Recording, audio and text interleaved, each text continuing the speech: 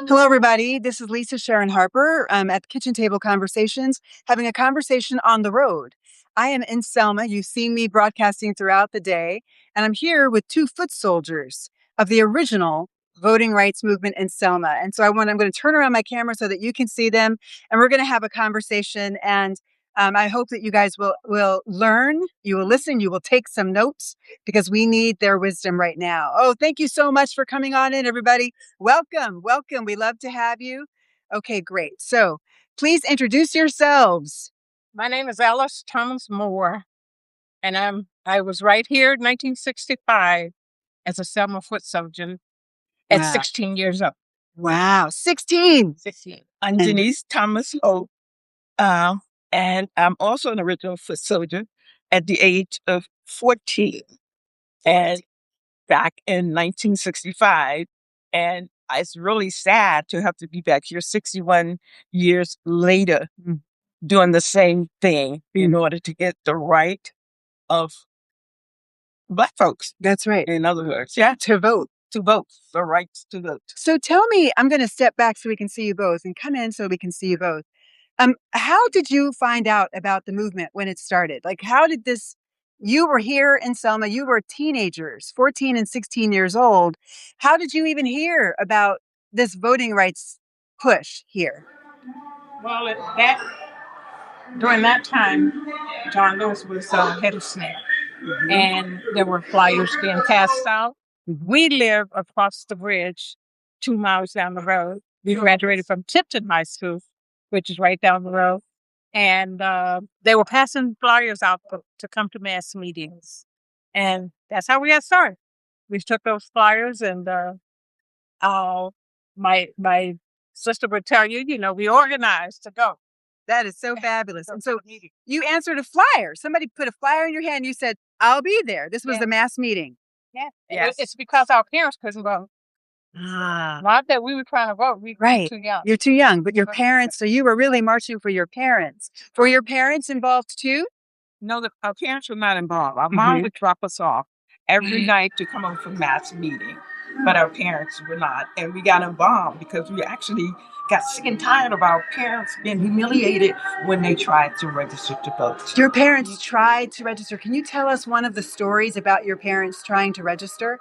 What happened? Well, they asked them to tell them how many beans were in a jar, to name all the counties that were in Alabama, how many bubbles in a bar of soap.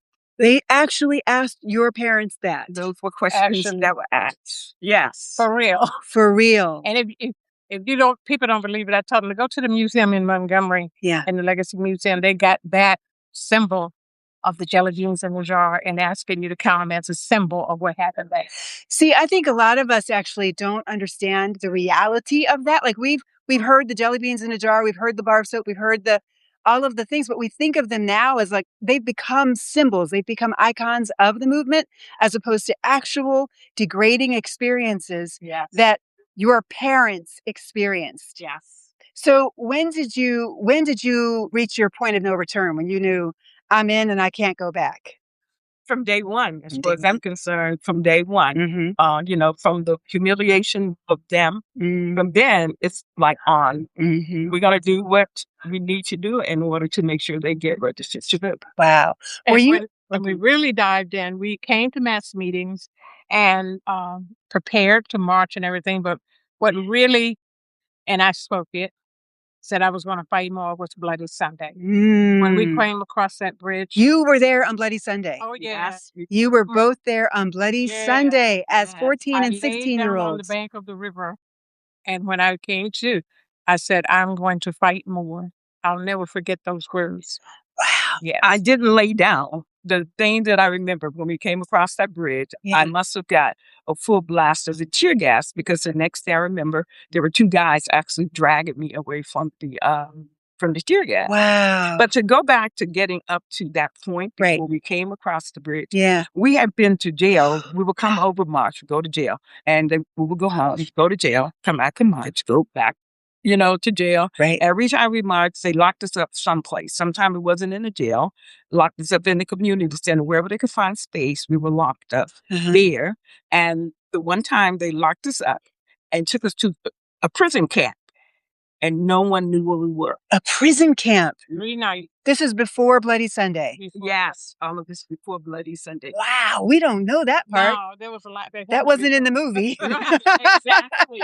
It wasn't in the movie, so we don't know it. Exactly. Oh my gosh. Yeah, so leading up to Bloody Sunday, yes. Was it SNCC that was organizing you? Like that was doing the marches and going to jail? Yes. Wow, with John Lewis. Right. But they just did not know where we were because they loaded us up on buses and took us there. My God. And so how long were you in prison camp? We stayed there 3 nights. 3 nights and 4 days. 4 days. Wait, I need to turn this around for a minute. Y'all understand, prison camp is not the county jail. It's the prison camp. And most of the organizers that you see that get arrested nowadays, they're out in a few hours because there's arrangements made with the police. Like, okay, we're going to arrest you, we're going to process you through, and then you'll go to the judge and actually deal with that in about a month or so. You'll go to court. This was people who went to jail and did not know what was going to happen on the other side, and they went to prison. 14 and 16 years old. So how did you get out and what happened then? Well, when they were going there, we had no idea where they were going. And we didn't just go to the prison camp. They moved all the prisons out of the cells in the courtyard with their mattresses. We slept on the floor with what we left home. And it was in March. So it wasn't warm enough, it wasn't cold enough for a jacket when we left home. Right. But, later in the day it gets cold. So we had to keep each other warm with our body heat. It was about 60 to 100 girls in one room. Wow, 60 to 100 girls. Yeah. Okay, so talk to me about Bloody Sunday now. On Bloody Sunday, you lined up 2 by 2. Did you two walk together? Yeah. Yes. You walked together. Yeah. And where were you in the line? Were you toward the back of the line? I'm just trying to get a picture of it. Toward the front of the line, middle? We had to be really close. Because like I said, I got a full blast of the tear gas. Right. And the next thing I knew, I was being drugged by 2 guys that were dragging me away from the tear gas. Wow. And I can show you where I ran. Yeah. Which was forward. You ran forward into the mayhem. I was coming, but I cut and went under the bridge. Oh. Because we had been instructed that that the tear gas would raise. I laid down. I was overcome with tear gas. Wow. So I went down the bank, and I have met somebody else that was under there that I did not know that had the same story that I had. Went down there and laid down by the water. All of those trees and things over there weren't there until I came around and could focus. Did you pass out? You said you came around. It's kind of like when you get that tear gas, you just try to run and get rid of it. Wow. And I just laid down, and when I regained myself, I was so angry, and I just said I would fight more. So what was the next step of the movement at that point? Because many people, when they reach the point where they're facing whips, as you guys did, you faced down whips and horses and tear gas and billy clubs. And the ironic part about that is when we crossed that bridge, the people that were on the horses with the mask on, the whips, the cow prods, they were the grocery store owners, the banker, you knew them. The drugstore. We knew them as our merchants. Yes. What? When we went to the drugstore. Wait. Rexall still sits up there. I don't know who said that, but the same drugstore, the same place. They didn't have that many police officers. So they conscripted normal people, white people from town. Yes. They deputized. That wasn't in the movie. Now that's not to slam the movie. I love the movie, but it's just that we don't know these details, and that's important because that meant that normal everyday people didn't only give assent to it; they participated in the brutality of that oppression. So what was it like then when you experienced Turnaround Tuesday, when you saw all of these faith leaders come in from across the country in order to say, we're going to stand with you? And I'm not really yet talking about the kneeling and turning around. I'm talking about what did it feel like to have support? I mean, I was just overwhelmed because I'd never seen that many people before in my life. Wow. And then from all races. Yeah. And you want to talk about a wide-eyed girl and just like, wow.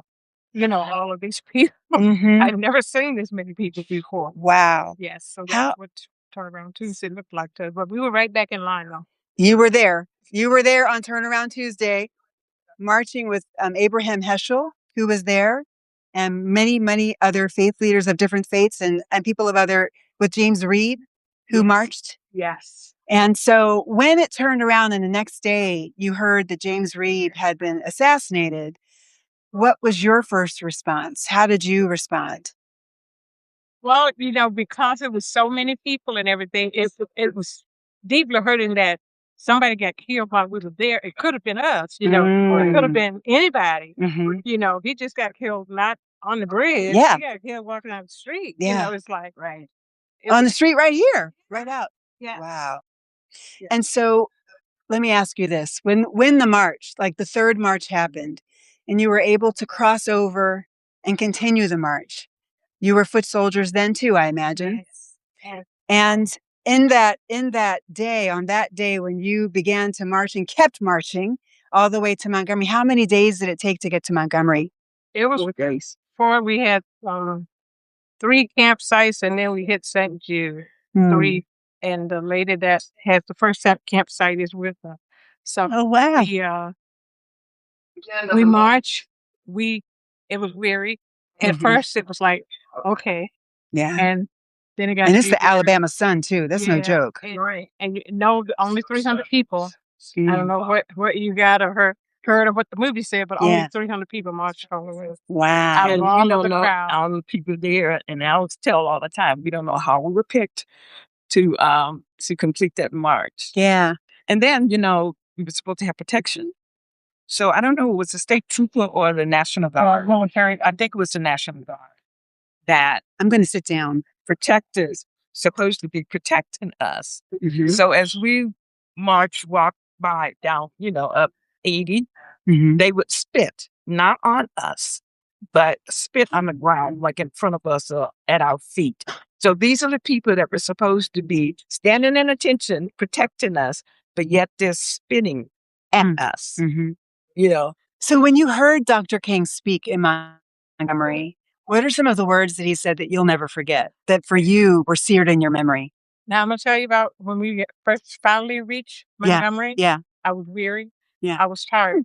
And it was all about the dignitaries and everything. Yeah. I was sitting on a bench waiting to come back. Because we were no longer important. We were pushed to the side, pushed to the back. Okay, yeah. You can't even find us in the crowd. Oh wow. Up there because Harry Belafonte, all of those people. Yeah. Peter whatever. Peter Paul and Mary. Yeah. All of them. They were all there. So I said the one thing I got out of after getting to Selma, I got to meet John Purnell, the Clayton Bonanza. Oh, okay. It was on one of the campsites. Oh wow. And that was my first time meeting Martin Luther King at the first campsite on a bale of hay. Wow. On a bale of hay, you met Dr. King? Oh my goodness. Yes, the first campsite. Well, I just want to say on behalf of the United States of America, on behalf of all people of African descent in the United States of America today, our ancestors, our progeny, thank you. Thank you. Thank you. And it's so good to see all Would you share that for the museum? Could you send me a copy so I could put that story in the youth room? Yes.